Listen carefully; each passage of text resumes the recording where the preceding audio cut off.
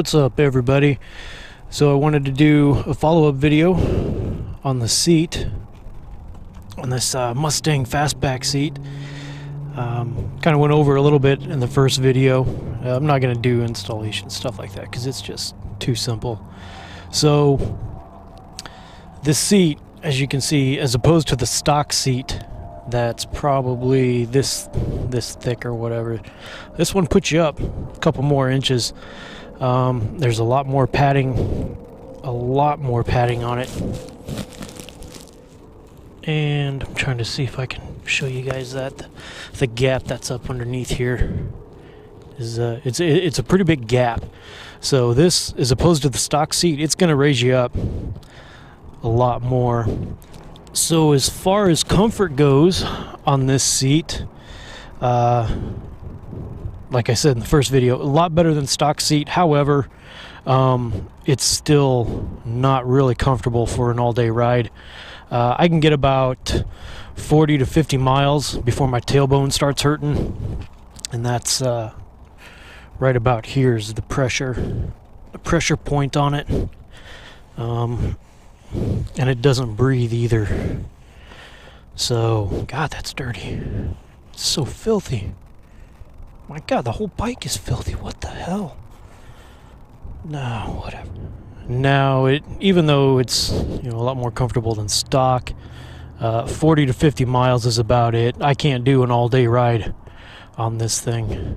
So, but I use my bike for commuting. Well, if I had a job, but currently unemployed and looking. So a 20-mile commute, that's nothing. Zip in and out of traffic, get about 40 miles to the gallon on the freeway.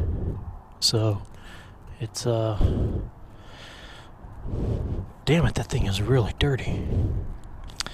So it does all right. I put this seat on the bike when I had 2,000 miles on the bike, and I've got about, I got 13,539. So we'll just call it 11,000 miles that I've had this seat on there, and I'm going to get a different one eventually.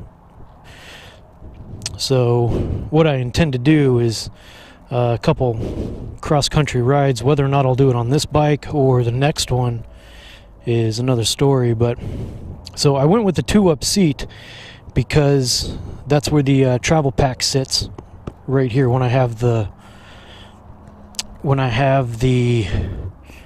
backrest on there, the travel pack sits right up here. So that's why I went with the 2-up seat. I didn't want the travel pack sitting on the fender because it'll wear the paint off of it. So yeah, 11,000 miles on this seat, and 40 to 50 mile range is about all that you're gonna, that all I can get out of it before it starts hurting. And out here in Phoenix on these hot days, this thing just gets soaked. I mean, I sweat so bad, it's really kind of embarrassing. I mean, that's you don't want to go bar hopping on that.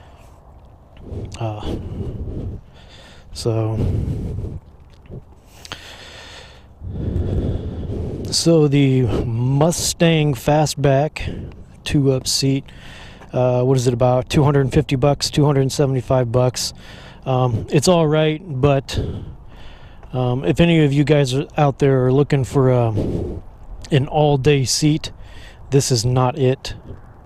From my experience, this is not the seat that you want. So I thought the seat would be okay after I put the forward controls on to change the pressure point where I sit, but no, it didn't help at all.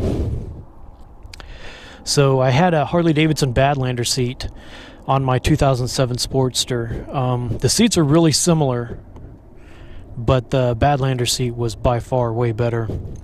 And I say that because I took that 2007 on a 9-day trip, 4,500 miles, and I started getting sore with that Badlander seat on day 9, running from San Diego over to Phoenix.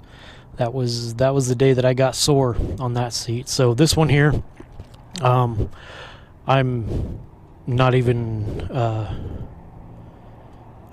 gonna try to do a long trip like that. So that's my opinion on it. Thanks for tuning in, guys. Later.